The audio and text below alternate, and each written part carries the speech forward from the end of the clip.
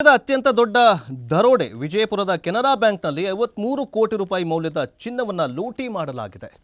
ಬೀಗ ಮುರಿದು 51 ಕೆಜಿಯ ಬಂಗಾರವನ್ನು ಕಳವು ಮಾಡಲಾಗಿದೆ. ಮೇ 23ನೇ ತಾರೀಕಿನಂದು ಈ ಒಂದು ಘಟನೆ ನಡೆದಿದೆ.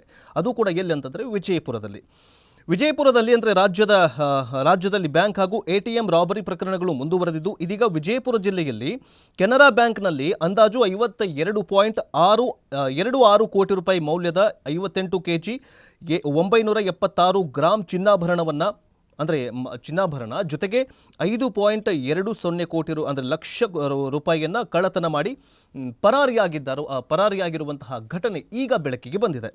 ಮೇ 23ರಂದೇ ಕೃತ್ಯ ಎಸಗಿರುವ ಶಂಕೆಗಿದ್ದು ಕಳ್ಳರು ಈವರೆಗೆ ಪತ್ತೆಯಾಗಿಲ್ಲ.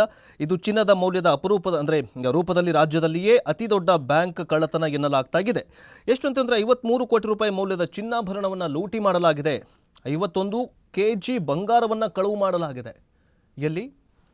ನಮ್ಮ ವಿಜಯಪುರದಲ್ಲಿ. ಇಡೀ ರಾಜ್ಯದ ಇತಿಹಾಸವನ್ನು ತೆಗೆದು ನೋಡಿದಾಗ, ಈ ಕಳ್ಳತನ ರಾಬರಿ ಪ್ರಕರಣಗಳಲ್ಲಿ ಇತಿಹಾಸವನ್ನು ತೆಗೆದು ನೋಡಿದಾಗ 51 ಕೆಜಿ ಬಂಗಾರವನ್ನು ಕಳವು ಮಾಡಿದಂತಹ ಪ್ರಕರಣ ಯಾವುದಾದ್ರೂ ಇದ್ದರೆ ಅದು ವಿಜಯಪುರದಲ್ಲಿ. ಅದು ಮೇ 23ನೇ ತಾರೀಕಿನಂದು ವಿಜಯಪುರದಲ್ಲಿ ನಡೆದಂತಹ ಈ ಒಂದು ರಾಬರಿ ಪ್ರಕರಣ ಅಂತ ಹೇಳಲಾಗ್ತಾ ಇದೆ.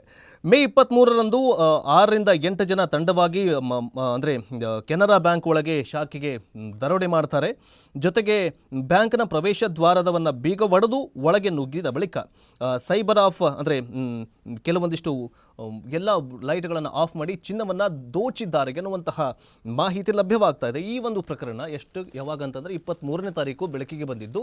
ಅಲ್ಲಿರುವಂತಹ SPR ಅಂತಂದರೆ ಲಕ್ಷ್ಮಣ್ ನಿಂಬರ್ಗಿ. ಸೊ ಈ 23ನೇ ತಾರೀಕಿನಂದು ಆಗಿರುವಂತಹ